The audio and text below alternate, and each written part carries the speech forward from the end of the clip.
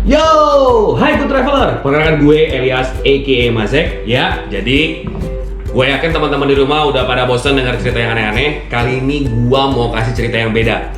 Gue mau cerita tentang mungkin gak jalan-jalan yang jauh ke Bali itu dengan low budget. Jawabannya mungkin banget. Gimana caranya? Ya teman-teman simak video ini, tonton sampai habis ya. Hey. Yuk kita mulai bahas.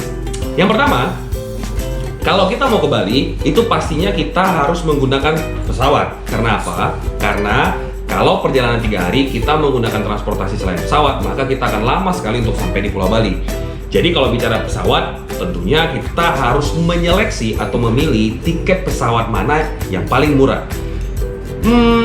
Bicara pesawat, itu di Indonesia sendiri ya, kita bicara tentang Indonesia ya teman-teman. Menurut gue, itu ada pilihan low cost carrier namanya. Low cost carrier itu di Indonesia ada AirAsia, ada Lion Air, ada Citylink. Pasti tiga ini beda-beda. Kalau kita bicara AirAsia, teman-teman pasti tahu dia punya promo yang bisa diambil jauh-jauh hari. Jadi kalau memang teman-teman sudah tahu kapan waktu berliburnya, alangkah baiknya mengambil opsi AirAsia. Karena AirAsia itu ada harga tiket promo yang kadang-kadang bikin kita sedikit tergelitik untuk segera beli dan langsung berangkat liburan ya. Cuman bedanya memang kita harus beli jauh-jauh hari, bisa 6 bulan bahkan sampai 1 tahun.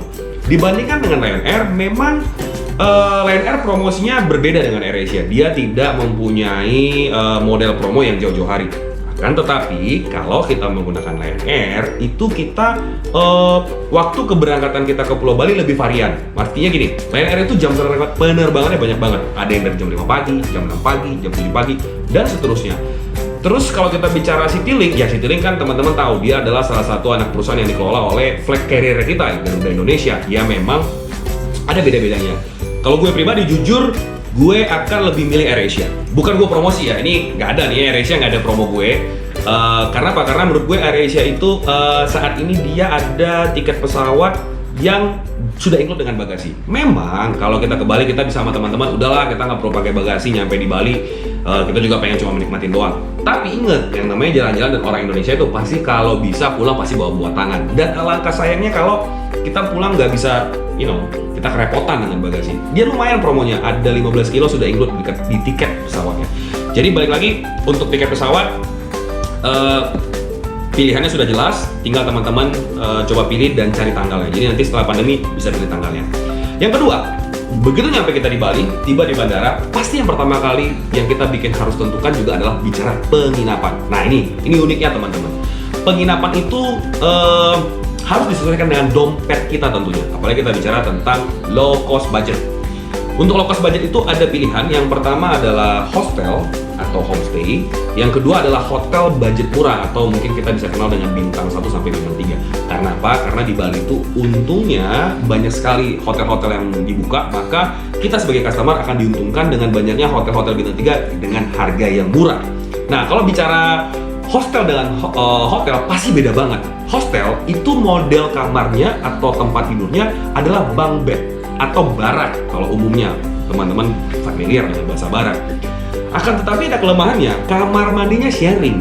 Ya, jadi kita kalau udah di hostel, maka dalam satu hostel itu beda-beda. Ada yang satu kamar bisa 4 orang, bisa 8 orang, dan kamar mandinya itu di luar ya, pasti tidak di dalam ya.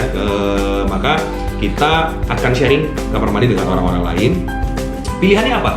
Pilihannya kalau hostel itu kita berangkat dengan teman-teman yang lebih santai ya. Artinya kita biasa teman-teman kongko, rame-rame ya, supaya kita bisa ketawa-ketawa bareng. Karena ada kelebihan dari hostel adalah kita bisa berkenalan dengan teman-teman lain yang menggunakan hostel yang sama. Contoh misalnya teman-teman dari Eropa, dari Inggris, dari Amerika, bahkan dari Cina. Jadi kelebihannya kita bisa lebih bergaul sama mereka, kita bisa berteman sama mereka. Tapi ingat teman-teman, hostel di Bali tidak hostel campur. Ya laki-laki pasti sama laki-laki, perempuan sama perempuan ya. Bahaya kalau campur ya, itu nanti kita bisa kemana-mana bahasnya. Oke? Penting di make sure bahwa memang teman-teman harus cocokin dengan siapa kita berangkatnya. Karena kan nggak lucu kalau kita berangkat dengan keluarga, khususnya keluarga ya, kita keluarga dekat mungkin ada sekitar 10 orang atau 12 orang, kan nggak mungkin kita sharing kamar mandi dengan orang-orang yang kita nggak kenal. Alangkah baiknya kita ambil opsinya hotel. Nah, tadi udah bicara tiket pesawat, hotel, transportasi. Ini nih, transportasi. Nyampe di Bandara Bali, di Bandara Ngurah Rai, begitu kita keluar, kita bawa bagasi, kita bingung mau ngapain. Nah, Gak usah bingung, karena sebenarnya di Bali itu juga banyak varian untuk transportasi. Kita bisa sewa sepeda motor, harga budgetnya 60-80 ribu. Kita bisa sewa mobil ini ada Avanza, EPV, City Car lah. Dan ini harganya sekitar 400-450 ribu. Bahkan itu sudah ada yang include supir, atau kita bisa juga driving sendiri. Nah yang ketiga, tentunya teman-teman pasti sudah familiar dengan yang namanya transportasi online. Ada dari Grab, Gojek, mungkin dulu sempat ada Uber, tapi sekarang sudah nggak ada Uber, cuman ada dua ini. Dan itu semua sudah sangat diakomodir untuk di bandara sendiri. Jadi teman-teman nggak usah khawatir. Nah, kalau memang hanya fokus kegiatan dari bandara ke hotel, gua saranin gunainlah yang namanya transportasi online. Tapi kalau memang keluarga kita datang sama keluarga, yang ada salahnya kita bisa coba sewa yang namanya Elf atau bis, karena di Bali itu ada semua. Ada Elf yang untuk 12 orang, 16 orang, bahkan untuk Elf, long Elf yang untuk 20 orang. Jadi ada mini bis juga, ada big bus. Jadi teman-teman kalau ke Bali bisa disesuaikan lah. Kalau kita low cost-nya bareng family, kita bisa mau jalan bareng-bareng dalam satu kendaraan, kita bisa sewa bus, ya kan? Tapi kalau kita bareng teman-teman yang memang mau pisah, satu mobil cuma 4 orang, kita bisa sewa mobil Avanza atau bisa sewa mobil Innova. Jadi gak usah perlu pusing lah, gak perlu pusing. Dan untuk teman-teman yang mencari transportasi nanti, itu bisa cek di deskripsi kita ya. Cek di deskripsi kita, itu ada gua sebutin salah satu recommended yang teman-teman bisa hubungin jika untuk mencari informasi transportasi di Bali. Oke, jadi clear. 3 sudah kita bahas utama. Begitu landing, kita udah tahu mau nginap di mana, kita udah tahu mau ngapain. Problemnya, hari pertama di Bali gue mau ngapain kan gitu. Low cost ini mau ngapain? Nah, gue pengen share satu rute. Ya, gue share rute 3 hari ya. Tapi ini rute hari pertama yang bisa lo lakuin di Bali adalah setelah lo landing, kalau misalnya lo landing pagi-pagi hari, lo bisa setelah check-in hotel, lo bisa pilih ke daerah Sanur. Wih, kenapa Sanur? Karena gini, karena di Sanur tuh ada Pantai Mertasari ya. Di Sanur tuh ada Pantai Mertasari yang tiket masuknya nggak terlalu mahal. Juga ada Pantai Sanur. Kita juga bisa melipir ke Taman Festival di sepanjang Pantai Padanggalak. Itu rame lah, enak banget. Dan kenapa gue bilang rame? Itu rame dengan orang-orang yang memang mencari ketenangan. Jadi kalau teman-teman familiar, ada yang namanya Pantai Kute, ada Pantai Seminyak, ada Pantai Legian. Pantai Sanur itu juga sempat sangat terkenal dulunya karena itu orang surfing di sana. Tapi karena memang sudah banyaknya tempat-tempat pantai surfing yang baru, maka Pantai Sanur ditinggalkan. Tapi Pantai Sanur tetap menjadi salah satu menurut gue, dengan low cost itu kita bisa nikmatin banget, kita bisa dapet fun-nya, fresh-nya, pantainya lebih bersih, dan barang-barang orang tersayang dan tercinta itu enak banget sampai ke sana. Terus kita mau makan siang dong. Nah, makan siang pun gak usah bingung, gue udah punya rekomendasinya. Big Garden Corner. Big Garden Corner ini dekat banget sama Pantai Sanur. Ini dia tempatnya asik banget, dia punya banyak miniatur-miniatur kecil yang kita bisa take foto dan video di sana bareng orang-orang tersayangnya kita, ya kan? Jadi Instagramable banget. Wow, keren banget teman-teman.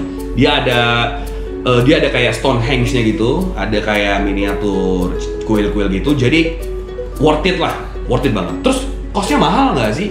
Ya enggak dong. Ini kan video kita share untuk video low cost ya. Jadi nggak mahal banget. Itu sekitar harga 35.000 sampai 100.000 per menunya. Menunya apa sih? Menunya itu ada menu Indonesian food, ada model western juga. Jadi nggak ngecewain lah.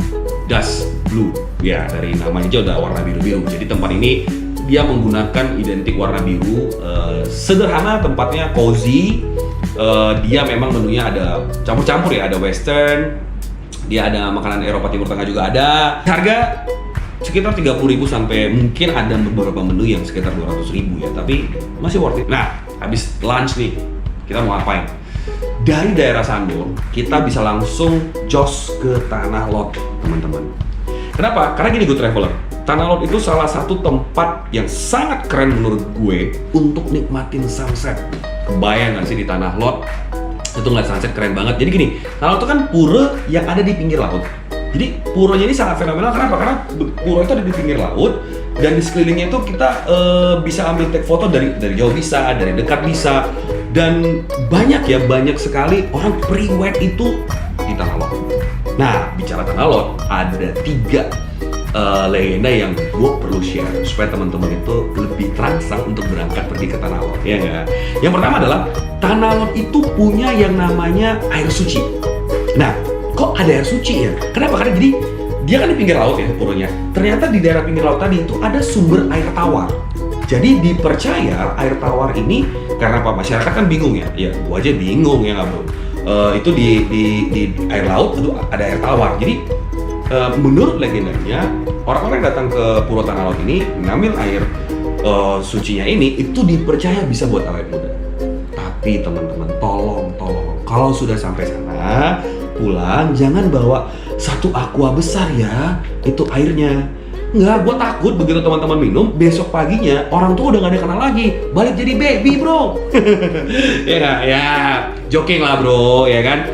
Kedua, ada legenda itu ada di situ tuh ular suci penjaga, asik. Tadi air suci, sekarang ular suci.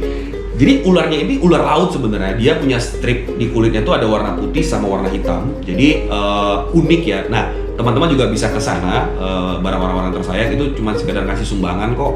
Ya serah hatilah itu berapa. Nanti bisa di sana bisa sentuh ularnya lagi. Dan bukan hanya kita ngeliat ular suci, kita juga bisa foto bareng ular-ular yang ada di sana. Bukan ular di sana, bukan gitu ya bahasanya. Tapi itu memang di situ ada foto sama ular piton ya. Jadi kita nanti ngalungin ularnya, kita bisa foto ya, bayar sekitar 15 sampai 20 ribu. Dan di sana good traveler tolong hati-hati pasangannya jaga ular masing-masing ya. Bahaya, ularnya jangan sampai beredar di sana. Yeah. Nah, yang ketiga legendanya apa? Tadi kan gue cerita banyak orang pre-wed di sana. Jadi sebenarnya legendanya adalah karena pura ini itu dari sejarahnya itu dikatakan bahwa orang-orang yang punya pasangan kalau datang ke pura ini pasti putus. Ya meskipun itu hanya mitos guys, itu hanya mitos. Yang pasti adalah nyampe di Puro Tanah Lot teman-teman habisin waktu tuh, waduh, pertama banyak banget itu barang-barang pernak-pernik yang bisa kita beli. Ya itu karya-karya lokal bisa dibeli ya, itu mulai dari kaos Tanah Lot, mulai dari bentuk aneh-anehan lah ya, bahkan sampai yang bentuknya unik-unik ya. Tahu sendiri orang Bali kan agak vulgar ya, dari bentuk alat dari salah satu bentuk tubuh ya bisa dibikin jadi kayak gantungan kunci sama asbak ya. Kebayang nggak sih asbak dengan bentuk yang unik ya? Gua nggak enak ngomong di video, tapi teman-teman datang sendiri nanti gue tunjukin di videonya ya. Nah terus nyampe di sana bingung nih mau makan. Sebenarnya kalau menu makanan di sana banyak ya, ada yang jual ayam tutu juga ada. Tapi kalau gua pribadi gua nyari jagung bakar. Jagung bakar enak banget. Gua nggak tahu kenapa enak banget. Mungkin karena kita bisa nyium air laut kali ya. Jadi nyobain jagung bakar enak banget. Di situ ada salah satu restoran recommended boleh coba namanya Segara. Jadi Segara itu kita agak sedikit naik ke tebing, terus ngelihatnya itu langsung view ke Tanah Lot sambil menikmati sunset. Kalau gua sih nyampe sana gua makannya nggak aneh-aneh. Gua cuma makan Indomie rebus, telur, sama kopi, sama pasti kelapa muda coy. Sama itu sudah puas banget gua buat nikmatin yang namanya view sunset pinggir pantai. Jadi teman-teman, low budget is low budget, tapi kita bisa mewah banget like king and queen menikmati pemandangan di Tanah Lot. Nah, ini kita bicara hari kedua. Hari kedua ini menurut gue gak ada pilihan lain selain ke Nusa Penida. Gokil ya. Nusa Penida itu satu pulau lagi. Jadi kita dari Bali kita nanti akan nyebrang dari Sanur, kita akan menggunakan ferry, nggak mahal sekitar 90.000 sampai 120.000. Kita akan menggunakan itu dan kita akan nyebrang ke Nusa Penida. Nah Nusa Penida balik lagi transportasinya sama teman-teman. Ada sewa motor di sana, ada sewa mobil. Jadi nggak usah khawatir, semua tuh ada di sana. Dan ini di Indonesia pastinya tetap nawar ya. Dan boleh juga tuh hubungin tadi yang saya kasih di deskripsi. Nah ini kita akan bahas ini. Kalau ke Nusa Penida itu ada namanya Broken Beach, ada Angel Billabong, ada Crystal Bay Beach, sama Kelingking Beach. Menurut gue, lu nggak datangin 4 ini aja itu udah capek banget karena lu sore udah balik lagi ya. Jadi kalau ke Broken Beach ya pasti salah satu tempat yang dia kayak ada tebing, ada bolongan gitu pinggir laut. Ini asik banget untuk foto dan pastinya udah banyak banget beredar di Instagram model-model foto yang bisa kita ambil. Wajib teman-teman datangin. Angel Billabong, wow, this is ya keren banget ya, itu laut ada karangnya, terus kita bisa airnya jernih banget. Sebenarnya kalau tidak air pasang kita boleh ke Angel Billabong ini, tapi kalau memang sedang ada air pasang itu tidak disarankan ya. Karena memang takutnya itu kan karang-karang kita ke bawah arus tuh bisa bahaya banget. Apalagi ya? Oke ya, bulan apa aja? Bulan Juni tuh sebenarnya ombak dapat mencapai daratan hingga sekitar 100 meter ya dari tepi Angel Billabong. Tapi kan ngelihat kondisi pandemi ini kita mungkin datang sekitar Desember ya. Harusnya Desember nggak ada masalah lah ya. Nah, Crystal Bay Beach. Crystal Bay Beach itu, udah jelas ya, Crystal Bay Beach, gitu dong. Berarti pantai dengan air laut sebening kristal. Wow, amazing. Gua nggak bisa cerita. Teman-teman harus sampai ke sono. Kenapa? Kegiatannya bisa ada snorkeling, bisa lihat bunga karang yang bagus banget, bisa hanya santai di pinggir pantai, beli teh botol sosro, nikmatin sebatang rokok tentunya kan, ya nggak, gokil ya kan, itu keren banget. Jadi, gua nggak bisa ngomong deh. Crystal Bay itu gini. Jangan sampai cuman orang luar negeri yang datang jauh-jauh ke Nusa Penida untuk menikmati ini. Bahkan kita yang orang Indonesia nggak bisa lihat, men. Sayang banget, lu harus lihat Crystal Bay Beach, the best. Harus lu lihat. Dan di sini balik lagi kayak gua kalau merekomendasiin tempat, pada prinsipnya tergantung teman-teman mau pilih berapa lama. Ya kayak gue nyampe Crystal Bay Beach gue bisa 2 jam. Tapi sebagian orang lain ada yang cuma 30 menit, ada yang cuma 40 menit. I give the benefit, silahkan teman-teman pilih. Di sini pasti ya bisa berenang lah ya, air lautnya biru, tenang, bersih. Gua nggak bisa ngomong, benar-benar ya. Nah, terus gini, sebelum gua bicara tentang Clinking Beach lagi, kenapa gua lama di bahas Crystal Bay Beach? Karena apa? Broken Beach itu kita cuma take foto, ya memang keren. Clinking Beach juga apalagi, karena kita nggak mungkin jalan sampai ke bawah, tepi pantai itu cukup jauh. Angel Billabong, yes, tapi lebih risiko. Kenapa gue bahas Crystal Bay Beach lebih lama? Karena kita bisa lebih santai di sana, lebih tenang. Nah, ini perhatiin, ada yang teman-teman perlu jangan sampai lupa kalau ke Nusa Penida. Ada 6 yang pertama. Ada 6 yang wajib lu pastikan ada di dalam backpack lu, bro. Yang pertama, bawa sunblock. Gak enak kan lu pulang-pulang yang tadinya lu putih jadi gelap, ya nggak? Kedua, bawa baju ganti karena lu pasti main air, pasti basah, biar lu nggak masuk angin. Kasian lu malam-malam tidur, besok udah masuk angin, sakit lagi. Yang ketiga, perhatiin waktu berkunjung. Ya, artinya kalau bisa waktunya kayak tadi yang gue bahas, jangan pilih weekend deh. Sebenarnya baik lagi sih ya, tapi kan memang kenapa pilih, logika gini aja, kalau kita pilih weekend berarti kita akan bersama dengan orang-orang lain yang liburan juga, padat coy tempatnya. Kalau bisa liburan tuh weekday, tapi balik lagi tergantung teman-teman, tinggal pilih weekday, weekend sebenarnya nggak ada masalah, cuma beda jumlah manusianya aja sih. Yang keempat itu, ya ini dia nih, air mineral. Iya, namanya low budget kan bro, kagak mungkin kan lu nggak bawa air mineral dari hotel ya kan. Kenapa? Nyampe sono ya namanya tempat wisata, pasti harga-harganya lebih tinggi sedikit ya, hitung-hitung lu sumbang lah, jangan pelit-pelit banget. Tapi kalau kita low budget harus hemat, bawa botol minuman isi air putih, bawa dari hotel. Yoi. Kelima, handphone lu pastikan baterainya penuh. Pastikan handphone lu penuh, dompet lu hati-hati. Sama yang ketiga nih, power bank lu jangan sampai lupa. Teman-teman, bahaya. Kenapa? Udah nyampe sono bagus-bagus, kita kagak bisa eksis coy. Nah, yang keenam, ini yang paling penting. Jangan lupa, ini yang paling penting. Teman-teman jangan lupa bawa kebahagiaan. Iya, gokil ya nggak? Kalau nggak ada kebahagiaan nyampe tempat bagus juga kagak guna, percuma, ya nggak?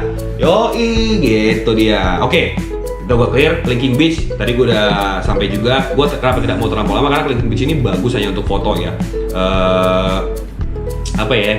Karena memang akses di Nusa Penida ini masih kurang, jadi jalannya kecil-kecil, sempit-sempit. Jadi beberapa objek-objek ini memang membutuhkan ekstra untuk kita datengin menggunakan kaki.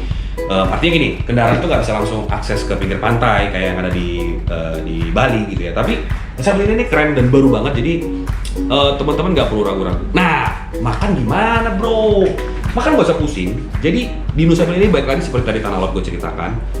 Modelnya sama, banyak masyarakat yang buka tempat-tempat makan, model-model makanan. Tapi gue nggak bisa rekomendasiin yang paling enak yang mana. Gue sih, pengalaman gue ke Nusa Penida, yang pasti gue cuman menikmati alamnya. Ya, kalau gue biasanya suka bawa snack sendiri. Tapi nyampe sana ya paling biasa, Indomie telur rebus. Kalau gue, teman-teman juga boleh, ada dana lebih, budget lebih, boleh cobain. Ya agak mahal dikit aja sih, ya nggak. Nah, hari ketiga ini sebenarnya seru ya, karena apa? Karena hari ketiga ini kita udah lewatin hari pertama padat, hari kedua padat. Hari ketiga ini gue lebih seneng kita itu santai. Kenapa santai? karena gini, hari ketiga gue boleh saranin teman-teman ngambil flight malam ya dari Bali supaya kita masih punya 1 hari tadi untuk lebih relax. Apa yang perlu direlaksin selama hari ketiga? Kita lihat Pantai Kuta. Bro, lu kalau belum ke Bali, nggak ngeliat Pantai Kuta di pagi hari, itu belum ke Bali namanya, ya nggak? Jadi kita ke pinggir Pantai Kuta, menikmati santuy aja di sana. Mungkin ada pasangan lu mau ikat-ikat rambut ya monggo, lu mau main pasir, mau berenang lagi ya silahkan, tapi lu pasti harus bawa baju ganti dong. Nah, itu santai banget, Pantai Kuta keren banget, apalagi udah mulai bersih, udah mulai ditata. Teman-teman bisa datang ke sana. Setelah itu, karena ini hari ini kita sudah santai, artinya gini, artinya lu pagi-pagi setelah sarapan pagi, lu boleh packing, nggak perlu terlalu pagi juga ke Pantai Kuta, jam 9, jam 10, cakep lah, kena matahari cakep, foto kacamata hitam kan keren bro, ya nggak? Dari situ kita langsung, menurut gue ini unik. Kenapa gue bilang unik? Karena di Bali ini ada tempat oleh-oleh yang lu nggak perlu pusing, lu bisa ke Krishna bro. Teman-teman Good Traveler di Krishna itu udah ada semua, harganya nggak terlampau mahal, tinggal pilih, variannya banyak banget. Jadi ya 30 menit buat kita yang cowok-cowok juga cepet lah belinya. Mungkin yang buat cewek-cewek bisa lebih lama karena banyak varian-varian yang mereka bisa beli dan dibawa pulang ke kota asal ya nggak sih? Nah tapi ada satu lagi, selain ke Krishna, teman-teman Good Traveler wajib ke Joger. Why? Karena Joger cuman ada di Bali. Di dunia ini Joger satu-satunya hanya ada di Bali Good Traveler. Jadi wajib datang, nggak wajib beli ya. Kita wajib datang lihat. Karena apa? Karena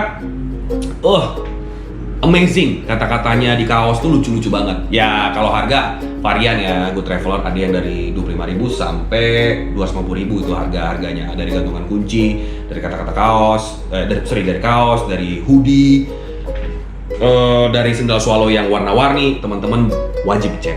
Bukan untuk belanja, tapi lihat-lihat aja. Namanya kan kita kalau datang ke suatu daerah, kita harus belajar kulturnya, kita harus melihat apa yang kita nggak ada lihat di kota asal kita lihat di sana. Jadi kita udah lihat Sanur, udah lihat Tanah Lot, udah Nusa Penida. Hari ketiga kita udah santai di Kuta, belanja oleh-oleh komplit semua. Apalagi yang kurang? Udah nggak ada yang kurang. Dan kalau teman-teman perhatiin dari tadi saya sebutin tuh biayanya nggak ada yang mahal-mahal, itu masih masuk ongkos kita lah, masih masuk budget. Kecuali mungkin yang agak kita perlu bahas lebih lama lagi nanti tiket pesawat, karena memang gue bukan mau balik lagi ke awal ya, tapi ya tiket pesawat tuh budget lah. Ya gue nggak bisa ngomong karena gue pernah dapat murah, jadi teman-teman gue saranin jangan sungkan untuk browsing terus, ya nggak, biar dapat harga tiket yang terbaik. Nah, clear, komplit. Demikian dari gue. Semoga video ini bisa bantu teman-teman dengan review-reviewnya gue.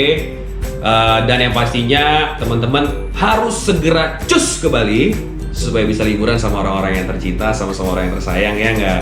Dan tolong pastikan perlengkapannya siap, rutenya siap. Semoga rute gue ini bisa bantu teman-teman berlibur 3 hari di Bali. Demikian dari gue, semoga video ini membantu. Nah, buat teman-teman yang suka dengan video ini, jangan sampai lupa di like, di share, subscribe, dan klik loncengnya. Sampai jumpa di lain kesempatan. Balik lagi bareng gue Elias. Dadah!